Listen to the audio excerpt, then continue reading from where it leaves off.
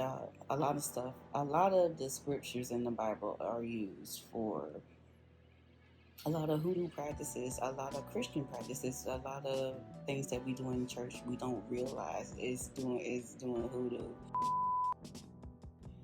I will cut you off easily, quickly, if I feel that you're trying to hurt me or my family or anyone that I'm trying to protect.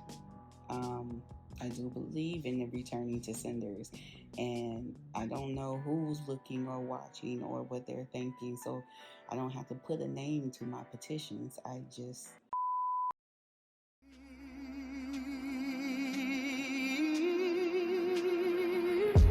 No more shadows of doubt. I claim my throne with grace. I listen to the heartbeats of the heavens. Feel that hello guys, welcome back to Awaken in the Spirit. I'm awakened. It is almost my birthday. It's a couple of minutes away actually. April 19th. I'm an Aries and I'm the last of the Aries. Today I just wanted to talk about the power of the tongue, speaking with an affirmation, speaking with intent.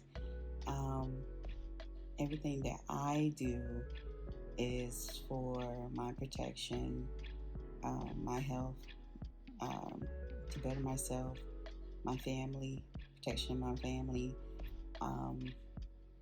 spirit of love, light, using the elements that the Lord has given us to use.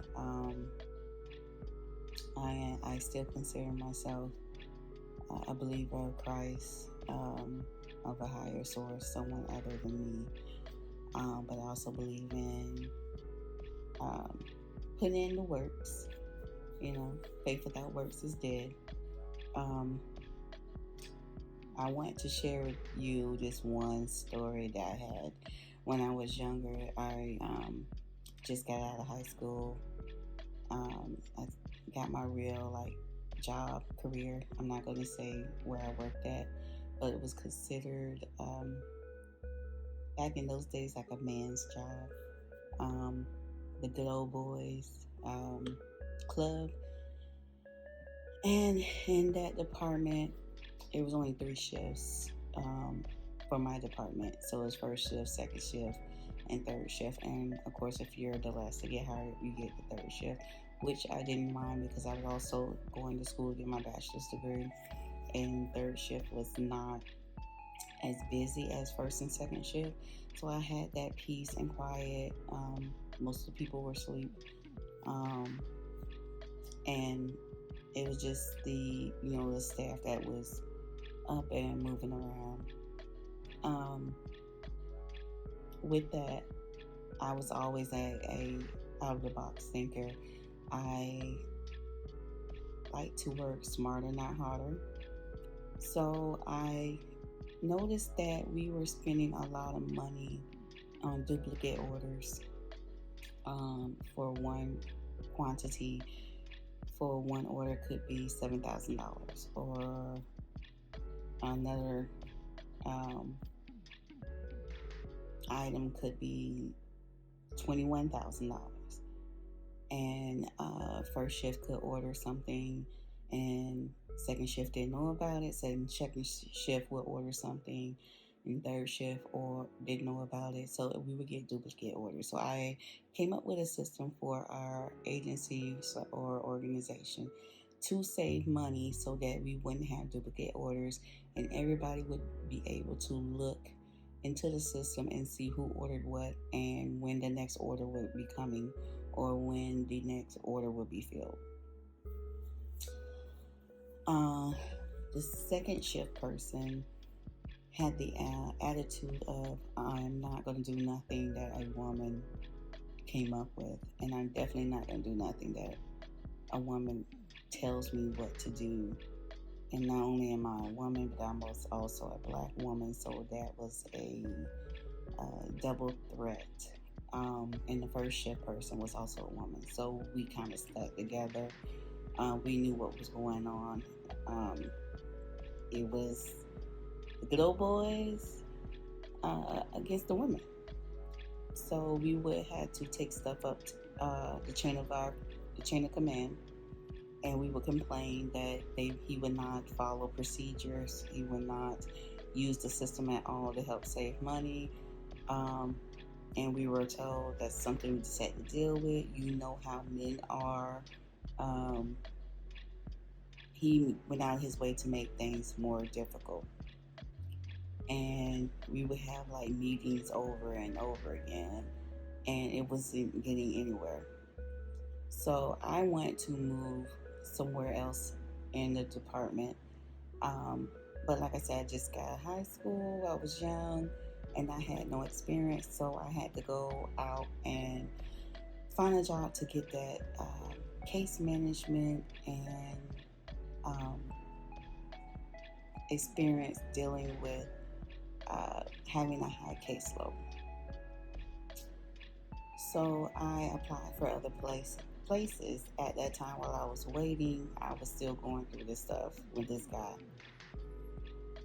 I told my mom about it, and so my mom had told my stepdad's mother.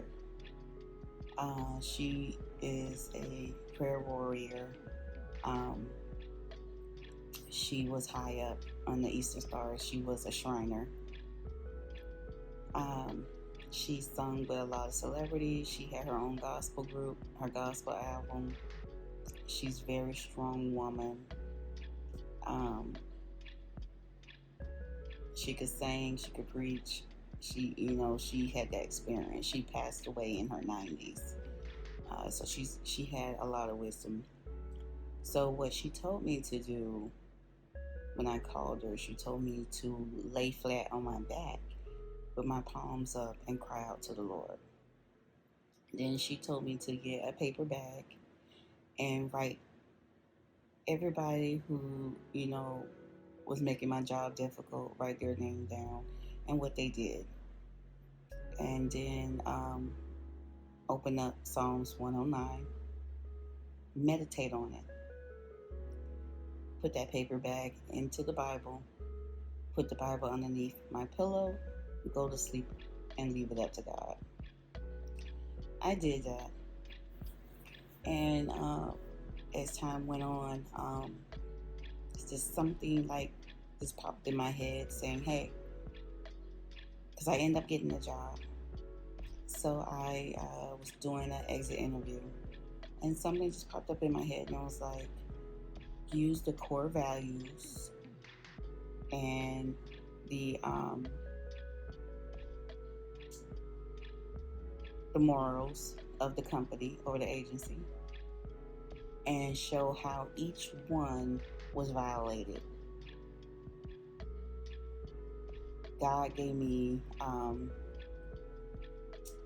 people in my life to tell me things to do on that road, so I would always cover my butt, and I would always write down what happened on that day, date, time, what I did, what they did, what was the response. So I had a journal of what was going on. So when I did my exit interview, I correlated everything with the core values of that company and the morals of the company, and how everything was violated, who violated, when they violated, and was all laid out. I got a phone call saying, what did you say on your exit interview? And I told her what I said and what I did. I also told them about, me praying and writing down the names. And she went down each name that I've written down on that paper bag.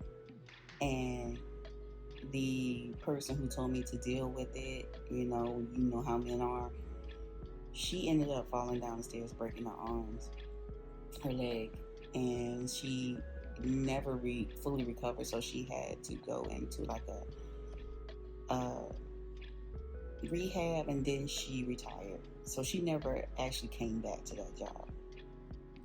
The supervisor I went to around that time, SARS was breaking out, and it's breaking out throughout the whole organization. And I didn't end up with SARS. The person on first shift didn't, but that supervisor ended up with SARS. The guy that did not want to um,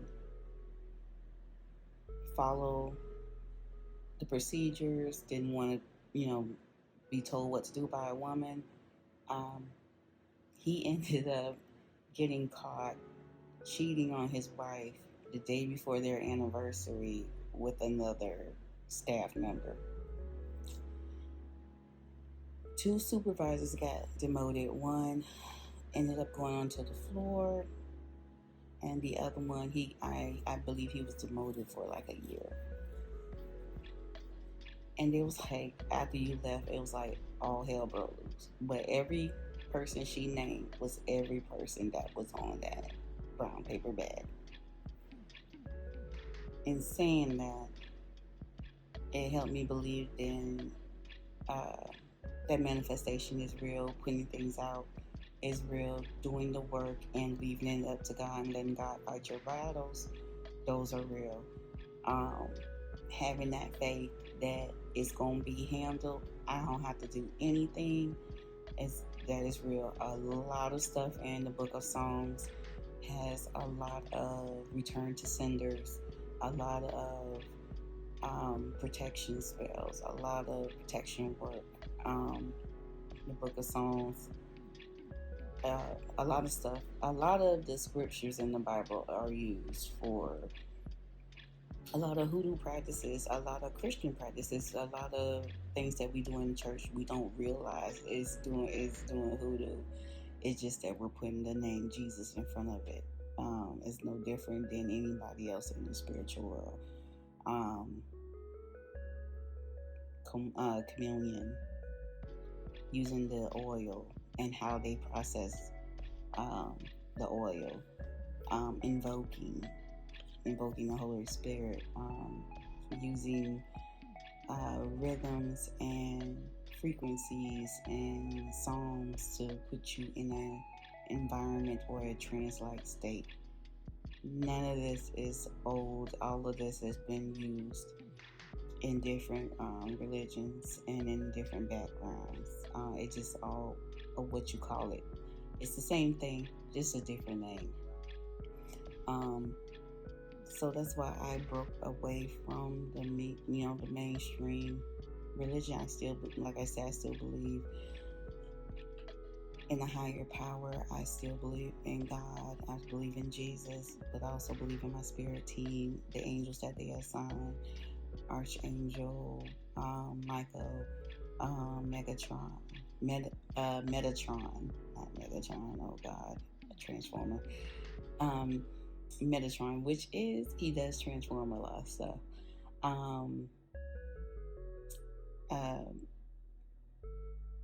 Raphael, Uriel, all the angels that God had assigned to everyone. Just because you don't use them don't mean they're not there. They're not guiding. They're not talking to you. They're not helping you, protecting you. Your guardian angels, your spirit guides, your spirit teams, your ancestors. I believe in all those. If it's not about light, love, and kindness, and God, I don't want nothing to do with it. Don't serve my higher self. I don't want nothing to do with it or do with you. I will cut you off easily, quickly, if I feel that you're trying to hurt me or my family or anyone that I'm trying to protect. I do believe in the returning to senders, and I don't know who's looking or watching or what they're thinking, so I don't have to put a name to my petitions. I just return everything back to you that you try to put onto me. You have to be careful about who you lay hands on and who you talk about. I don't think it doesn't come back to you, because the Bible does say the mouth is a double-edged sword, so it can go both ways. So I try to give off love, light, and protection. Even with people saying, hey, pray for me, definitely pray for you. Pray for your protection. Pray for you learning and becoming a better and into your higher self. I would never try to do anything to harm you, but if God decides to fight my battles, that's between you and God, you and the Lord. But I would not, with intentions of trying to hurt anyone. But I learned to have discernment and to have wisdom, and I'm learning myself. And this is a journey. I'm not saying I'm perfect. I'm not saying that everything I do is perfect. If you guys have any if you want to put anything in the comments to give me some encouragement, some insight, some help, some books, some videos you want me to watch, please put that in the comments below. And like I said, this is a journey. This is my little visual journal, I guess you can say, so I can look back 10 years from now and see how far I have come. And I'm glad to have you guys and invite you guys in my life and in my journey, my spiritual journey, and in my awakening. I think the steps that I'm taking is breaking generational curses, generational thinking, breaking that old thinking. I tell my son to ask God, if you have any questions, ask him. That thinking of, oh, you should never question God. Well, you're never going to get any answer if you don't question God. I ask him questions, he give me answers. He showed me in dreams. He showed me in reality. He put people in front of me to tell me the answer. So don't be afraid to ask what you don't know. Don't be afraid to ask to get wisdom. Don't be afraid to ask to get guidance, because he will give it to you. And if he doesn't give it to you, one of his angels will. So that is my story for today. And I would try to be more consistent and actually put more into myself and more into my talents and more into what God has given me. And hopefully this helps somebody. Hopefully some of my videos help at least one person. If it did, I'm happy. I'm happy for that. Also, you can check out my other page, Wine and Dine True Crime Time. If you know me, I love true crime. I love to eat. I love to explore new things. I love to study and to see what's going on in the world, what made people tick, what made people do the things that they do. My education and background has to do with crime, forensics, science. So trying to figure out how to make a better world. I know we're not going to get to a perfect world, especially where we're heading right now. It's going to get a lot worse before it get better. So we definitely need to learn protection spells, protection prayers, protection petitions, definitely right now at this very moment. Until next time, peace, love, and happiness.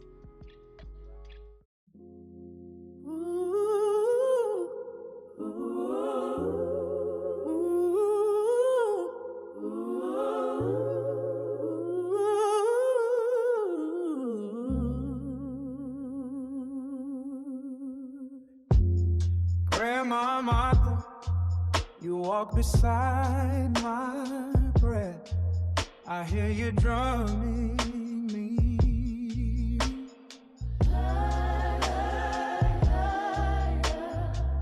Ancestor light, you lift me higher than the old path.